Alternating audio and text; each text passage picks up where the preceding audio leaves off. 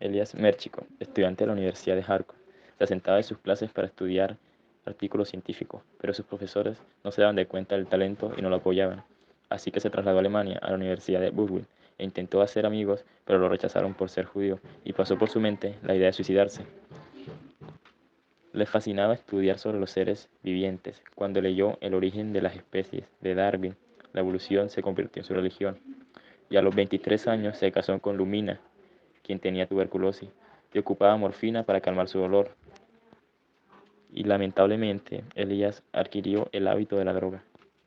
Un día ingirió una dosis mortal de morfina, pero que por excesiva solo le produjo náuseas y vómitos. Después decidió salir a caminar con el propósito de que el frío le provocase una pulmonía y así poder acabar con su vida. Aquella misma noche se detuvo asombrado ante el espectáculo de una nube de insectos revoloteando alrededor de un farol y no lograba entender cómo se podía aplicar la sobrevivencia del más fuerte si por la naturaleza esos insectos solo vivían unas horas. Y así fue como Elías olvidó la idea de suicidarse y continuó con su experimento. 2 años después de la muerte de Lumina, conoció a Olga, una muchacha de 15 años. Tiempo después se casaron. Y desde entonces comenzó a ser más infeliz. Este personaje en 1983 tomó un cambio y se transformó de naturalista a un cazador de microbios. En Sicilia instaló un laboratorio de aficionados en una sala de un hotel que él había alquilado. Empezó a estudiar la digestión de los alimentos en esponjas de mar y estrellas de mar. Y fue aquí donde descubrió que las larvas de las estrellas de mar tenían células errantes que se comían los alimentos, pero también debían comerse a los microbios. Así que nuestros glóbulos blancos vendrán siendo nuestras células errantes, nos protegen contra los microbios invasores y seguramente son las causantes de nuestra inmunidad. A la mañana siguiente se lanzó a platicarle de esto a sus colegas. Les explicó el por qué los animales resisten los ataques de los microbios. Lo contó con tanto entusiasmo que hasta logró impresionar al doctor Birgwald, que hasta creyó en él. Posterior a esto, quiso darle un nombre científico para esas células que él había descubierto, un nombre griego, para lo cual su colega Klaus y los demás trataron de buscarlo en un diccionario, y pensando en algo nuevo que podría describir todo lo que él descubrió. Hasta que lo encontró, fagocitos, lo cual en griego significa célula que come. Esta palabra fue su medio para ganarse la vida y fue el principio de la explicación de la inmunidad. Se dio cuenta de que necesitaba una prueba evidente de su teoría, así que se dedicó a estudiar pulgas de agua. Su ventaja aquí fue que estos bichos son transparentes y podía ver perfectamente qué ocurría en su interior. Gracias a este experimento, escribió su trabajo científico donde nos dice la inmunidad de la pulga de agua. Gracias a la ayuda de sus fagocitos, es un ejemplo de inmunidad natural porque cuando las células errantes no engloban y dirigen las esporas, los fermentos se desarrollan y segregan un veneno que mata a los fagocitos. Luego de eso, los ciudadanos exigen ser inmunizados y piden vacunas a gritos.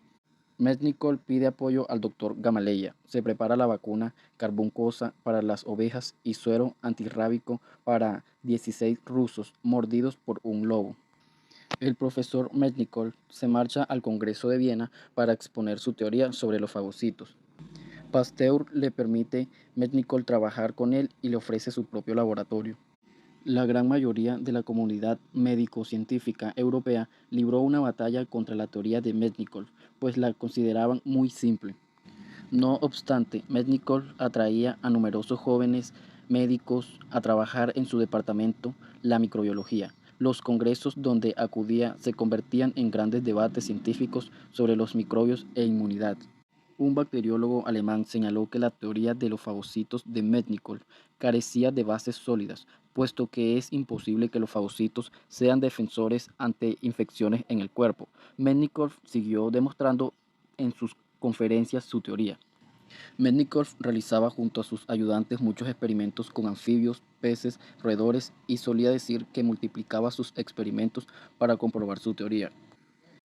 Durante una demostración de su teoría en el Congreso de Londres de 1891, Mednikov logró demostrar su teoría usando conejillos de Indias. Logró exponer a los fagocitos que sabían comido a los microbios, los cuales al morir se abrieron al instante y dejaron expuestos los fragmentos de las bacterias.